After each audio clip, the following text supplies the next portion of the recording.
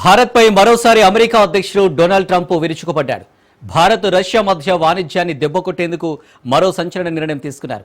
భారత్పై ఇప్పటికే 25% పన్నులు విధించిన అగ్రరాజ్యం ఇప్పుడు మరో 25% పన్నులను విధించేందుకు సిద్ధమైంది.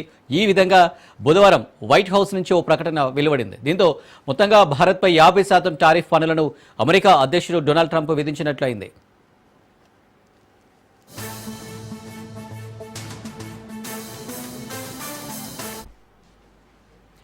భారత్పై విధించిన 50% టారిఫ్లు సంబంధించి అమెరికా అధ్యక్షుడు డొనాల్డ్ ట్రంప్ ఎగ్జిక్యూటివ్ ఆర్డర్ను బుధవారం విడుదల చేశారు. అయితే గత నెల 25% సుంకాలను విధించిన ట్రంప్ ఇప్పుడు మరో 25% పెంచేందుకు ఆయన ఆదేశాలు ఇచ్చారు.